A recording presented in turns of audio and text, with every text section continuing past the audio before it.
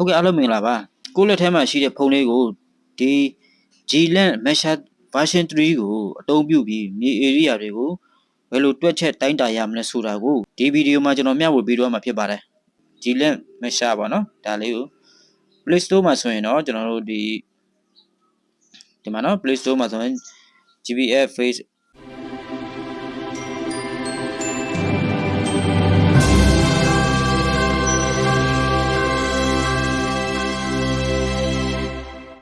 Measure G-Link မှာနော်ဒီကောင်လေးကိုကျွန်တော်တို့ Play Store မှာအလွယ်တကူ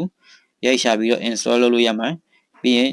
ဒါမှမဟုတ်ကျွန်တော် Telegram မှာလည်းကျွန်တော် link ချထားပေးမှာဖြစ်ပါတယ်။ဒါဆိုတော့ကျွန်တော်ဒီ application နဲ့အသုံးပြုနည်းလေးကိုကျွန်တော်တွားကြည့်အောင်။ပထမဆုံးလည်း G-Link ထဲကိုကျွန်တော်တွားမယ်။ G-Link Measure ထဲကိုကျွန်တော်ဝင်လိုက်မယ်။ G-Link Measure ထဲဝင်လိုက်ရင်ကျွန်တော်တို့ဒီမြေပုံပေါ်လာမှာပါနော်။ဒါထုံးစံတိုင်းပဲဒီ search box မှာကျွန်တော်တို့ကိုမြေခွက်ရှိတဲ့တီနေရာကိုကျွန်တော်တို့မှာရိုက်ထည့်ပေးရမှာဖြစ်ပါတယ်ဥပမာကျွန်တော်ရန်ကုန်ဆိုပြီးကျွန်တော်ရိုက်ရှာလိုက်မယ်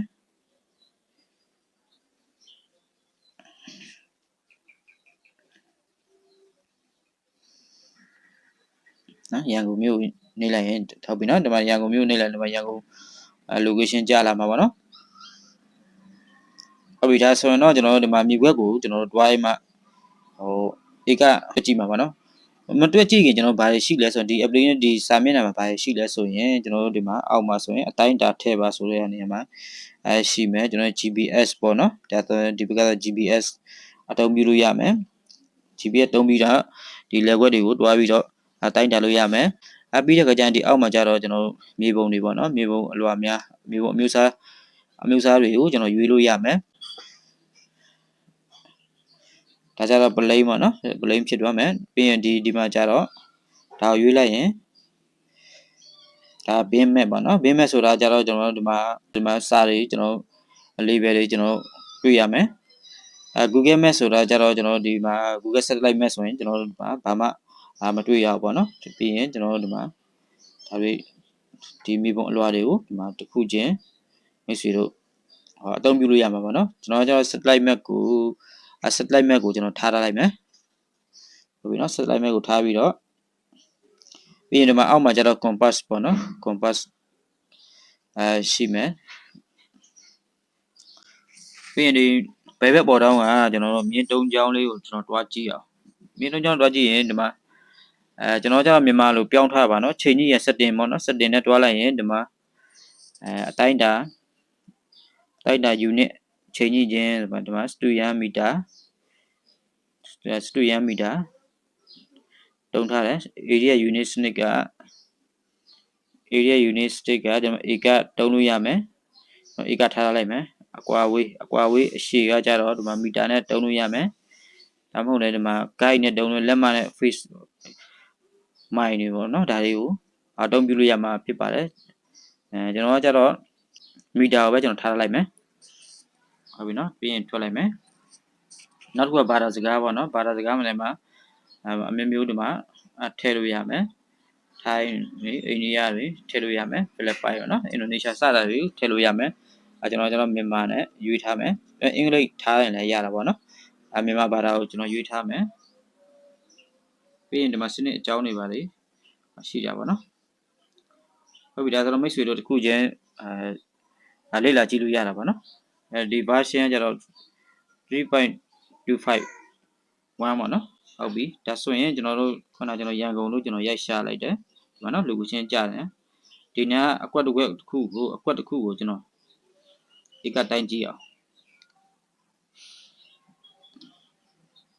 ပြီးရင်ဒီမှာစတိုင်းမှာဆိုတော့ဒီမှာ project ကိုနှိပ်လိုက်မယ် project ကိုဆိုရင်ကျွန်တော်တို့ဒီမှာ project တွေနှိပ်နေပေးလို့ရမယ်project ကိုထည့်ပါဆို project တစ်ဖွင့်လို့ရမယ်ဒီမှာနာမည်တစ်ခုပေးလိုက်မှာပေါ့နော်ကျွန်တော်ကျော်ဆိုမှနာမည်တစ်ခုပေးလိုက်မယ်ကျွန်တော်ဒီမှာပေါ်ပြချက်မှာကျွန်တော်တို့ရေးပေါ့နော်မရေးလည်းရတယ်ပြီးရင်ကျွန်တော်ထည့်ပါဆိုနှိပ်လိုက်မယ်project တစ်ခုဖန်တီးလိုက်တယ်ပေါ့နော်project ကိုပေးထားမယ်ဒီ project မှာတုံးပြီးမှဆိုရင်ဒီ project ကိုပေးထားမယ်ဟုတ်ပြီဒါဆိုတော့ဒီအခွက်ကလေးတွေကိုကျွန်တော်ဥပမာအနေနဲ့ကျွန်တော်ပြကြည့်ပါနော်အတိုင်းနဲ့ unit ကိုထည့်ပါဆိုတော့နှိပ်ကြည့်မယ်အတိုင်းနဲ့ unit ကိုထည့်ပါဆိုရင်ဒီမှာ line တွေ polygon တွေနဲ့အသုံးပြုလို့ရတဲ့ဟာတွေဒီမှာ ပေါ်ပြပေးရပါနော်ဟုတ်ပြီဒါဆိုတော့ကျွန်တော်တို့မြေခွက်တစ်ခွက်ကိုကျွန်တော်တို့တိုက်ကြည့်လိုက်မယ်ဒီမှာနော်ကိုတိုက်မဲ့နေရာမှာဒီမှာအဆက်အလဲကိုချဲ့ပြီးတော့ဇွန်းချဲ့ပြီးတော့ကိုကစင်းစုံဒီမှာကျွန်တော်တို့ plus ကိုနှိပ်မယ်နော်တိုင်းလိုက်ဒီရွှေ့လိုက်ရတခါကျရင်မီတာလေးနဲ့ပြပေးအောင်နော်အကွာဝေး unit ကိုမီတာနဲ့ပြပေးတယ်ဖြစ်တယ်ပေနဲ့ထားခြင်းလည်းရတယ်နော်ဒါကပေနဲ့ထားခြင်းလည်းရတယ်ဒီမှာပေနဲ့ထားခြင်းတော့ဒီမှာအပေါ်ဆုံးမှာနေလိုက်ပေါ်ဆုံးမှာနေလိုက်ရင်ကျွန်တော်တို့ဒီမှာ face ပေါ့နော် face ကိုထားလိုက်ရင်ဒီမှာပေနဲ့ပေါ့နော်ဒီမှာနော်ပေနဲ့ပြောင်းသွားပြီနော်အကွာဝေး unit ကိုဒီမှာပစင်းစုံမှာ plus နှိပ်လိုက်မယ်ပြီးရင်ဆွဲမယ်နှစ်ကွက်လောက်ထုတ်သွားလိုက်မယ်နော်ဒီတွားမယ်ပစင်းစုံမှာချမယ်ပြီးရင်ပစင်းစုံတွေမှာကျွန်တော် point တွေချသွားမယ်နော်အကွေးဆိုလဲအကွေးတိုင်းပါနော်ပစင်းစုံလေးတွေမှာချသွားမှာဖြစ်ပါတယ်ချလိုက်မယ်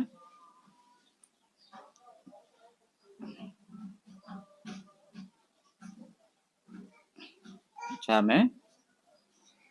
ပစင်းစုံတွေမှာ point လေးတွေချ plus နှိပ်သွားမယ်ဒီမှာ plus နှိပ်လိုက်ဟုတ်ပြီနော်ဒါဆိုတော့ကျွန်တော်တို့ဒီမှာတစ်ပတ်ပြည့်သွားပြီနော်ဧကအဖြစ်တော့ဒီမှာပေါ်ပြပေးနေတယ်ဧကကဒီမှာ6.68 ဧကပေါ့နော်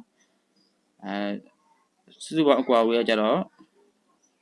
2196.62ပြီပေါ့နော်ဒါကိုတွေ့ရမှာဖြစ်ပါတယ်ပြီးရင်ဒီကိုတိုက်ထားတဲ့ဟာတွေကိုကျွန်တော်တိမ့်ကျင်နေဆိုရင်တော့ကျွန်တော်တို့ဒီမှာဒီအောက်တောင်းကကျွန်တော်တို့ညာဘက်အောက်တောင်းကကျွန်တော်အဆက်ကလေး30ကိုနှိပ်လိုက်ရင်တိမ့်ဆဲပါဆိုတာကိုကျွန်တော်တွေ့ရမယ်တိမ့်ဆဲအောင်နှိပ်လိုက်မယ်တိမ့်ဆဲအောင်နှိပ်ပြီးတော့ကျွန်တော်ဥကြော်ပေါ့ဗျာပေါ်ပြချက်ကဥအမတ်ပေါ့ဗျာဥပဲအမတ်ဟုတ်ပြီဒါတိမ့်ဆဲပါကိုနှိပ်လိုက်မယ်ဟုတ်ပြီနော်ကျွန်တော်တိမ့်သွားပြီပါနော်ကိုဒီအကွက်ကိုဒီမှာတိမ့်သွားပြီပါနော်ဟုတ်ပြီဒီအကွက်မှာကျွန်တော်ထောက်ကြည့်လိုက်ရင်ကျွန်တော်ဒီမှာဒီ6.68 ဧကကိုဒီမှာပေါ်ပြပေးနေတာကိုသိရမယ်ဒီမှာဥကျော်ဥပိုင်ဥကျော်နာမည်ကဥကျော်ဥပိုင်အမတ်က34ပေါ့နော်ဒီမှာနော်သူရဲ့ point တစ် point နဲ့တစ် point အခြားကို distance ကိုလည်းဒီမှာကြည့်လို့ရတယ်နော်ပေနဲ့ကြည့်လို့ရတယ်ကျွန်တော်တို့ကြိုက်တဲ့ unit တွေနဲ့တွားပြီးတော့ကြည့်လို့ရမှာပေါ့နော်ပြီးတဲ့ခါကျရင်ကြည့်လို့ရလဲဆိုရင်ဒီမှာဖြတ်ချင်တယ်ဆိုရင်တော့ဖြတ်လို့ရမယ်ပြင်ချင်တယ်ဆိုရင်လည်းပြင်လို့ရမှာပေါ့နော်အတိုင်းဓာတ်တွေပြန်ပြင်ချင်တယ်ဆိုရင်ပြန်ပြင်လို့ရမယ်ဒါနော်ဒီ project ကိုဒီမှာ save ထားတာကိုတွေ့ရမှာဖြစ်ပါတယ်ဒီမှာပြန်ပြင်ထည့်ချင်တယ်ဆိုရင်ပြန်ထည့်လို့ရမယ်ပြင်ချင်တယ်ပြန်ပြင်လို့ရမှာနော်ဒါတွေကိုပြန်တုံးပြလို့ရမယ်ဒါကြတော့ဧကတွက်ကြည့်ရနည်းလေးပေါ့နော်တော့စုံတယ်နော်ကျွန်တော်တို့ဒီအကွာဝေးဆိုလဲ distance unit တွေအများကြီးပဲတုံးပြလို့ရမယ်နော် unit တွေအများကြီးတုံးပြလို့ရမယ်ပြီးရင်ဧကဆိုရင်လည်းတုံးပြလို့ရမယ် hectare radius နော် unit ဆိုလည်းအများကြီးတုံးပြလို့ရမှာဖြစ်ပါတယ်point ချတဲ့နည်းကိုတခါတည်းကျွန်တော်ပြောပြပေးမှာဖြစ်ပါတယ်အဲ့ဒါဆိုရင် point လေးတွေချခြင်းလဲဆိုရင်ဒီမှာ line ရှိမယ် polygon ရှိမယ်ဒီမှာနော်ဒါကြတော့ point ပေါ့နော်ဒါလေးကိုနှိပ်ထားရင် point အနေနဲ့ချမယ်ကျွန်တော်ဒီတွားပြီးတော့ point တွေချကြည့်မှာဖြစ်ပါတယ်ကျွန်တော်ဒီလောက်ကွက်မှာ point ချကြည့်လိုက်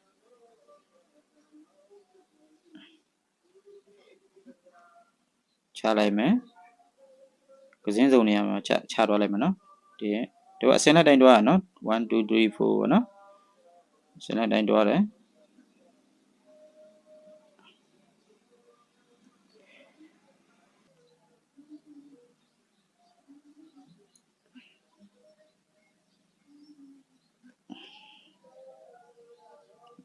မတိကျန်တော့နည်းနည်းချက်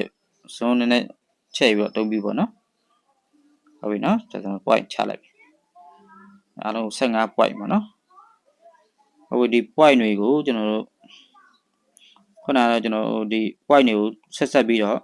အပိုလီဂွန်နဲ့ဧကတွက်ချင်လဲရတယ်ဒီမှာနော် point ချပြီးရင်ဟို point ချပြီးတော့ကျွန်တော်ဧကဒီမှာတန်းထွက်တယ်နော်ဒီမှာ 14.3 နဲ့ဧကပါနော်